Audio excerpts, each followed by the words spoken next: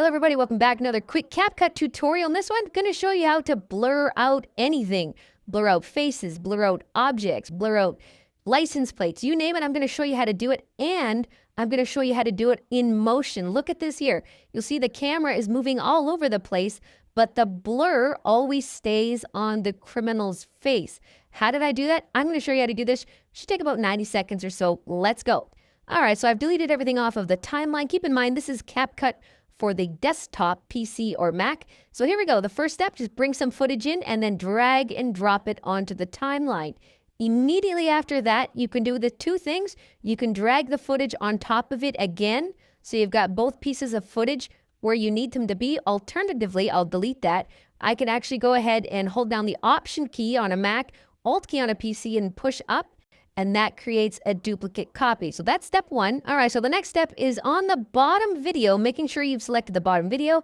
Click on this little eyeball that says hide track. We're going to hide this for now, and then we're going to turn it on at the end so you can see how the effect turned out. So there we go. We've turned that off. Now I'm going to click back onto the top track, and then on the right side under video, we have a few options. What we want to do is we want to select the masking option.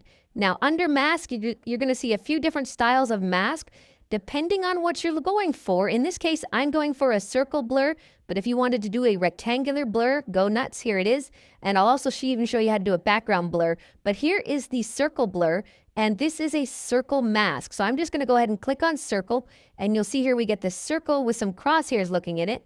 And now I'm just going to click on it, and I'm going to move it over the area that I want to blur. Now, this is a little bit too big compared to what I want, so I'm just going to go ahead and pull it in. Keep in mind that it is generally better to have more things blurred if you have a little bit outside the lines than to under blur, because that can lead to, big trouble. So a little bit extra never hurts. Okay, there we go. Now, under here, we're going to see the feather option. I like to feather the outside by about 4 pixels or so, just so that it isn't such a hard blur. It's kind of blends into the end. So there you go.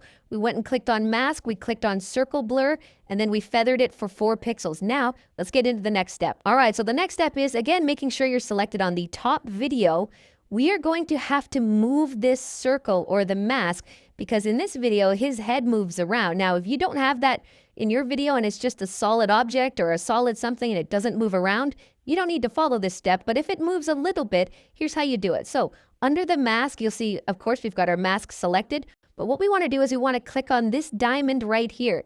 This adds a keyframe. And what this is going to allow us to do now is it allows us to move the mask. So we're going to basically move the blur. So I'm going to go forward a little bit here. And in this, I'm just moving it forward like just a second or so. I'm just going to move it along, and then I'm going to go forward a second or so. And I'm just basically centering it around his face. You can do this as you see fit. Here we go, something like that. And then we're going to go like that. There we go. And then let's go right here. Okay, yeah, that's a little bit in your face. There we go. And then finally, I'll go to the end and I'll move it about there. Okay, good. So there we go. We've animated the mask so that we can animate the blur. All right, now it's time to cook. So I'm just going to move the playhead back to the beginning. That's optional, but I like to do that. The next step is I'm going to go ahead and click on Effects. And under Effects, I'm going to type into the search bar blur and hit enter. You have to hit enter for some reason. It doesn't bring it up automatically. Now, believe it or not, the very first blur out of all these blur effects is usually the best one. I've tried them all, and this one works really, really good. And if I hover over it, you can already see how good it's working. So I'm going to drag and drop it. But make a note, I'm not dropping it on top of the first video. On top of the video track. I'm actually dropping it onto the video itself. And it's a very important point, because if this is purple and it's in a video track, it won't work. So I've gone ahead and dropped it onto the video just like that.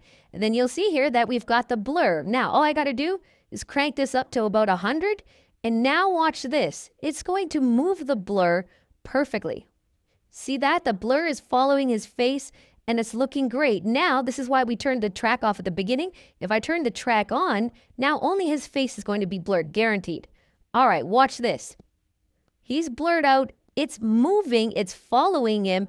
This is how you blur in CapCut the right way. Thanks for watching.